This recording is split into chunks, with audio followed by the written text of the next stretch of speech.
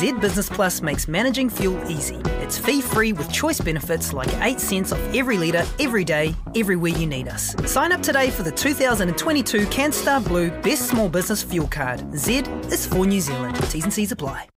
A scarcely believable last 10 minutes sees the All Blacks go from big winners to finishing level. And maybe that test best sums up this All Black side of 2022. Some great moments, some dismal moments. 8 wins, 4 defeats, and now a draw. For 70 minutes, that was the best All Blacks performance of the season. For the last 10, I don't know what to think. That is the voice of our rugby editor and match commentator, Elliott Smith, who is now with us from London. You said at the end of that little commentary piece, Elliott, you don't know what to think. With the benefit of, 3 or 4 hours hindsight, do you know what to think now? No, I don't, Piney. I wish I could tell you sort of 4.5 or 4 hours on from full time how it had all played out, but I really don't. The All Blacks were cruising towards a victory at 25-6 up. I think it is fair to say cruising. They didn't play a perfect game. Let's not suggest that by any stretch of the imagination for the opening 70, but they were 19 points up against a fellow Tier 1 nation.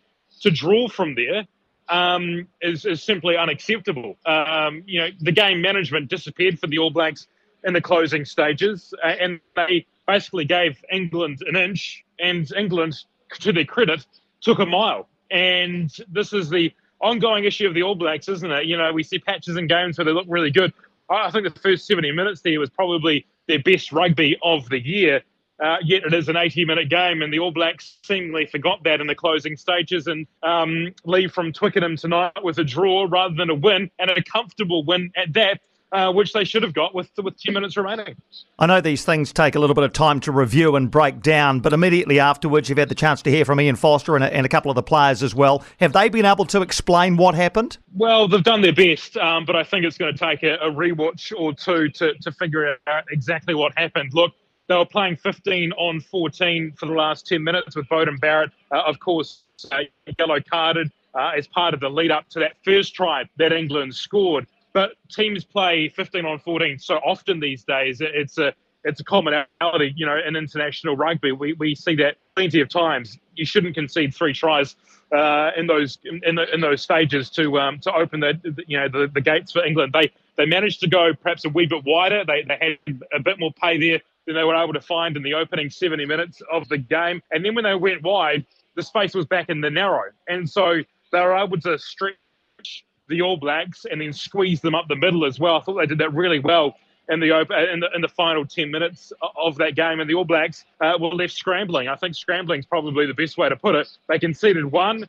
England basically struck while the iron was hot and were able to get a second. And at that point, the All Blacks are backpedaling through this contest, and it almost seemed like when they scored that second that if there was some sort of inevitability. The All Blacks failed to keep it in tight. I asked Ian Foster about that, whether maybe instead of kicking it like TJ Perenara had done, they should have wound down the clock. I asked Ian Foster about that. He said in the modern game, it's simply too hard. There'll be a breakdown penalty somewhere along those 90 seconds, 120 seconds, whatever it might be, that they'll give up. So, the All Blacks will review that and try and find an answer for that. But I don't think there's any one answer. I think it was a total collapse over a 10-minute period that is going to live long in the memories over the summer for this team. Yeah, so they were good, effectively, very, very good for 7/8 of this game. For 70 of the 80 minutes, they were very good. But does that almost become irrelevant when the last 10 minutes are the defining 10 minutes in terms of the result of the game? I think it has to. And look, we judge a game on its final score at the end, and with 10 minutes to go, we were poised to judge it. Something in the vicinity of 25-6, or at least a fairly comfortable All Blacks win. When you look at it at the end and it's 25-all, you can only really look at the negatives of how it got to be at 25-all. It's almost inexplicable that you could do that in modern rugby and lack the game management in the final 10 minutes not to close it out. And so all that good work, over 70 minutes completely gets undone by the last 10. It's like in cricket where you might have opening partnership that does really well and sets you up for an innings. But if the last 9 wickets fall through 30-odd runs, then you're talking about that rather than the opening partnership. And simply the All Blacks we'll be talking about the 25-all draw rather than and the points they conceded at the end, the 3 tries, rather than the work of Dalton Papali'i in the first half and Cody Taylor and Rieko Ioane's breakaway try in the second spell. That those won't be the focuses of the game for sure. Were you surprised that England kicked it out at the end? No, not really. I know there was a few eyebrows raised by some of the All Blacks and Richie Mwanga post-game and Ian Foster even saying they wouldn't have done that. Well, I suspect maybe if the All Blacks had fought from 25-6 down to level at 25-all, they too might have kicked it into the stands and taken the draw. I know Marcus Smith got a few daggers from his teammates, but ultimately probably the right call was made by the English team. They'd done the work to get back to 25-all. I think you take a draw if you're England at that point and bank not the 2 points necessarily, but a draw against an All Blacks team that looked odds on for victory. All right, and just to finish, across the next few hours, going to be hearing from a few of your colleagues in the rugby media to get them to very briefly assess the year and give it a grade. So I might as well ask you to kick us off in sort of 45 seconds or so. How do you assess the year? And what grade would you give them in terms of an ABC, if you like? Yeah, Piney, I think you have to assess it on the way they started and ended the year. Those are the bookends of the campaign.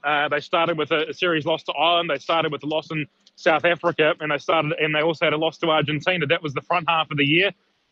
Second half of the year was relatively good. There were signs of improvements, 6 wins in a row. But to borrow a phrase from Sir Steve Hansen, rocks under the beach towels as they head into summer.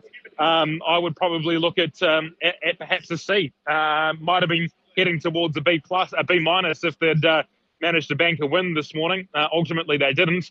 So I don't know whether this will get me a job in NCAA or not, but I'm giving them a C. Wonderful work over the last month or so up in the UK. Wonderful work over the calendar year of 2022.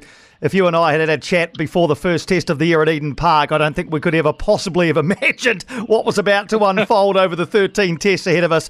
Great pleasure chatting to you across the air, Elliott. Safe travels home and look forward to seeing what 2023 might bring us all. Oh, look, yeah, we haven't been short of content, have we, this year? It's been quite remarkable indeed. Thanks, Piney. Appreciate it. Thank you, Elliott, for your wonderful work. Safe travels, my friend. Elliott Smith, our rugby editor and match commentator. He's been there for all 13 test matches this year, has called them all expertly for us, and has ridden the roller coaster, as I know you have as All Blacks fans.